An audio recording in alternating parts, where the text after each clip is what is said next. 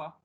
No vídeo de hoje daremos continuidade ao estudo da macroeconomia de Kalecki e, mais especificamente, iremos tratar sobre os determinantes do investimento. Para entender melhor quais são os determinantes do investimento, antes é importante analisar quais são os não determinantes do investimento, porque aqui fica claro alguns aspectos bem importantes que distinguem a macroeconomia de Kalecki e da teoria neoclássica e até mesmo também da teoria keynesiana. Então, um primeiro aspecto bastante significativo é que a poupança não é pré-condição para o investimento.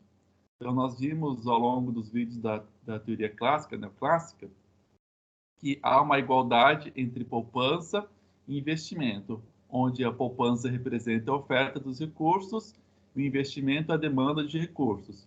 E a taxa de juros é aquela que vai igualar a oferta e a demanda. Por exemplo, se há uma queda na oferta de recursos da poupança, não haveria dinheiro suficiente para realizar o investimento, não haveria recurso. Portanto, há essa determinação prévia da poupança para a realização do investimento. O mesmo não acontece com a teoria kaleckiana. A dinâmica, na verdade, é o contrário. Há sim uma equivalência entre investimento e poupança, mas o determinante inicial é o investimento. O investimento, uma vez que ele vai ser realizado, ele proporciona efeitos multiplicadores na economia, porque é o seguinte, o investimento aumenta a renda. Quando a renda aumenta, o consumo também aumenta.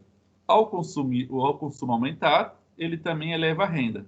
Portanto, tem todo esse efeito multiplicador que ficará mais claro quando a gente analisar o modelo keynesiano e viremos investigar mais detalhadamente como funciona essa dinâmica do efeito multiplicador. Mas em Kalecki também isso estava presente, tá? Então, deixando bem claro, acontece investimento aumenta a renda.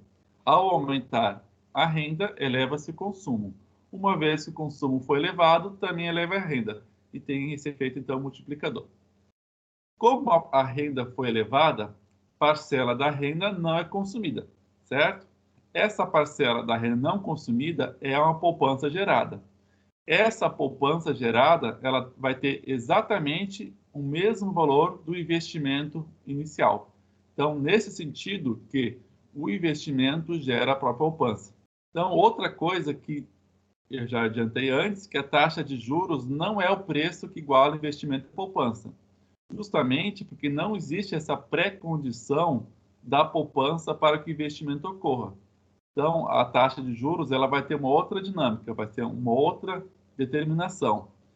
Na teoria clássica, neoclássica, a taxa de juros real é aquela que importava e ela é determinada por fatores estruturais. Então, lembre-se, ela está relacionada com a produtividade marginal do capital de um lado e pela preferência intertemporal dos indivíduos. Ou seja, são dois fatores estruturais. Kalecki já determina a taxa de juros como um fator relacionado com o valor das transações, sendo que aqui é importante deixar claro, né, que as transações são transações monetárias, então aqui o conceito de moeda ele é presente, não é simplesmente uma retratação dos meios de trocas, né, como se faz em diversos autores da teoria clássica, como se fosse equivalente a trigo, não, né? As transações são ofertas, são transações monetárias. Então, aqui que ele está falando é verdade. Vai ser uma relação entre a demanda por moeda, então para as transações, para crédito, etc., e pela oferta de moeda, certo? Então, esse vai ser o determinante da taxa de juros de curto prazo. Então, se a demanda aumenta e a oferta diminui, oferta de moeda, então, vai acontecer, o preço da moeda vai aumentar, que é, no caso, a taxa de juros, certo? Bom, e a taxa longa? A taxa longa, na verdade, ela vai ser uma média da taxa de juros esperada para os próximos anos. Então, mais precisamente, ela vai ser uma média geométrica das taxas de curto prazo que são esperadas por ao longo dos próximos anos. Então, por exemplo, eu tenho uma taxa de juros de um título lá de 30 anos. Como que vai ser essa taxa de juros de longo prazo? Vai ser a média geométrica da taxa de juros de curto prazo para 2020, de curto prazo para 2021, 2022, 2023, etc. A média geométrica de todas essas taxas de curto prazo esperada forma, então, a taxa de juros de longo prazo. Ela, inclusive, é um conceito kalekiano, né? Mas também é um conceito aplicado, de fato, em diversas teorias contemporâneas para a determinação da taxa de juros de longo prazo. Ainda nessa questão dos não determinantes do investimento para Kalec. Então, aqui ele vai falar o seguinte: a taxa de curto prazo, ela tende a ser mais estável do que a de longo prazo. Por quê? De acordo com Kalec, ele parte de uma questão da oferta de moeda ser rígida, ser bastante rígida.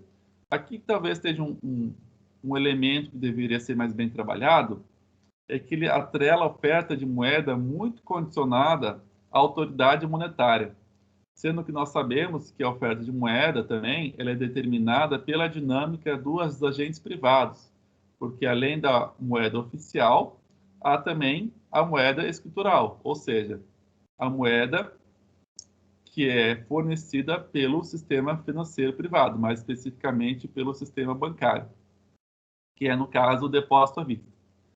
Então, nós vimos no vídeo sobre moeda, né? Adiantamos essa questão.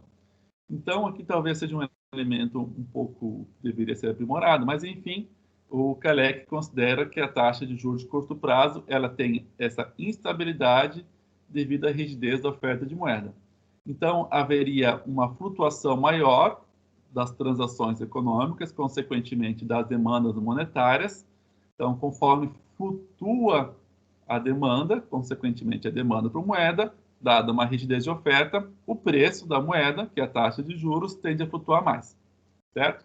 Só que no longo prazo, a perspectiva é um pouco diferente, porque as expectativas em relação ao comportamento da taxa de juros, elas tendem a atenuar essas flutuações de curto prazo.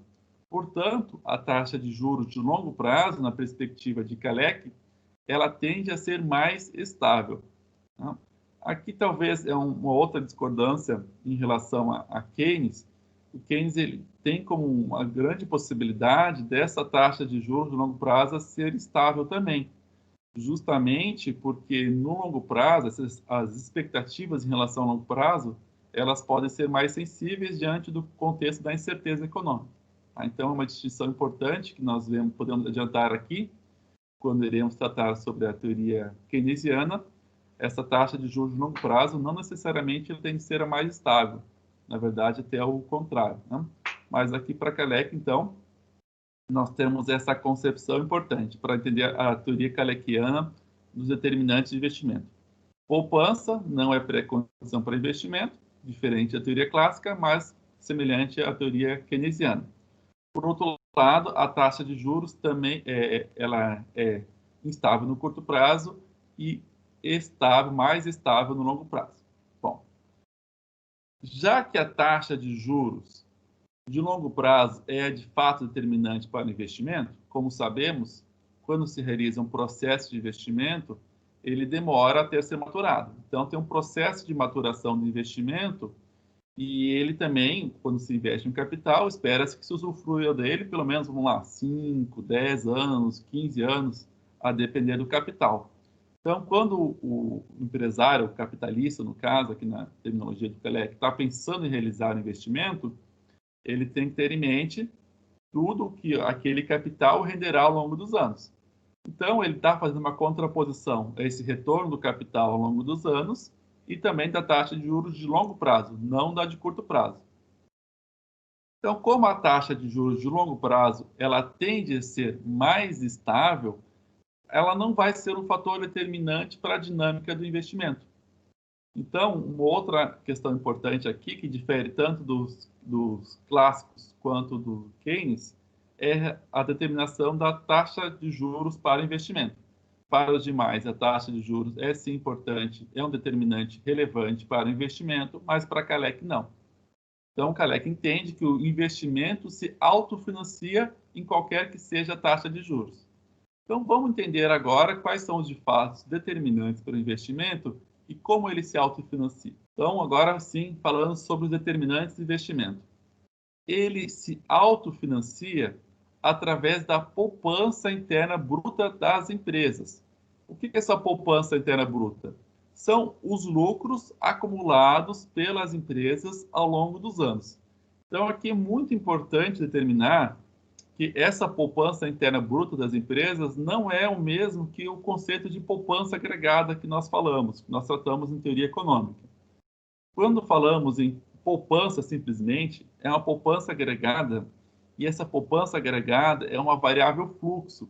Relembrem, caso alguém tenha dúvida, os conceitos iniciais de contabilidade nacional, em que fazemos a diferença entre estoque e fluxo. Então, a poupança corrente numa economia, como medimos a poupança, ela é uma variável fluxo, ou seja, ela é a parcela da renda de determinado ano que não foi consumida. Já essa poupança interna bruta das empresas, ela tem um outro sentido, ela tem um sentido de estoque, ou seja, é aquele lucro que foi acumulado pelas empresas ao longo de todos os anos. E isso, ela tem então, quanto maior a poupança interna bruta das empresas, maior a capacidade de investimento que elas têm. Portanto, é uma relação positiva. O outro aspecto é a variação dos lucros ao longo do tempo. Então, quanto maiores forem os lucros, maiores são os incentivos para as empresas realizarem investimento, ao mesmo tempo que vai alimentando a poupança interna bruta das empresas. Portanto, conforme aumenta o lucro, conforme a variação do lucro for positiva, também haverá um incentivo para a realização do investimento. Já uma outra variável aqui, ela tem efeito negativo, que é a variação do volume de capital fixo ao longo do tempo. Ou seja, o quanto que de capital fixo foi acumulado ao longo do tempo. Como que está a capacidade produtiva? Se há um estoque muito elevado de capital fixo, haverá menos necessidade para as firmas realizarem novos investimentos, já que a sua capacidade produtiva estará bastante elevada. Então, a variação do volume de capital fixo, ela tem um efeito negativo em relação ao investimento. Nesse sentido aqui, ela também é semelhante tanto à teoria clássica quanto à keynesiana.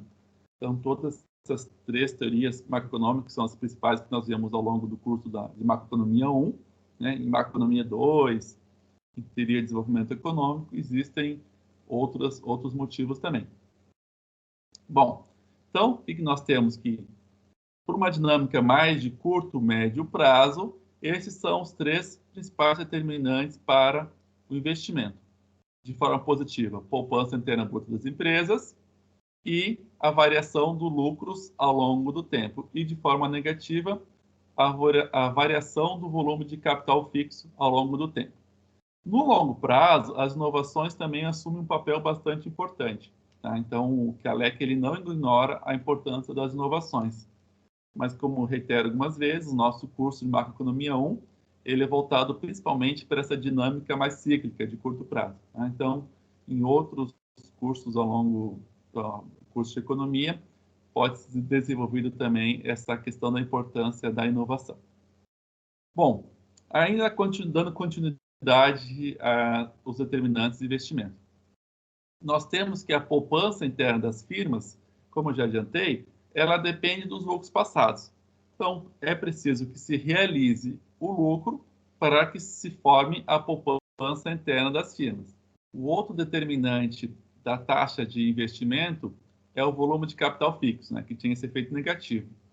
Só que ele também é determinado pelo próprio investimento. Então, fica difícil separar a importância do volume sem analisar a própria dinâmica do investimento em si. Então, nós temos que a poupança é determinada, em última instância, pelo lucro e o capital fixo pelo próprio investimento. Então, das três variáveis que tratamos anteriormente, é o lucro que seria a variável mais importante para determinar o nível de investimento da economia. Então, o próximo passo é analisar os determinantes para o lucro de acordo com a perspectiva da macroeconomia kalekiana. E isso nós faremos, então, no próximo vídeo. As referências utilizadas são as mesmas que do vídeo anterior. Obrigado por terem assistido até aqui. E no próximo vídeo, então, daremos continuidade a essa importante teoria macroeconômica. E agora, mais especificamente, iremos falar, então, sobre os determinantes do lucro de acordo com Kalec. Até lá.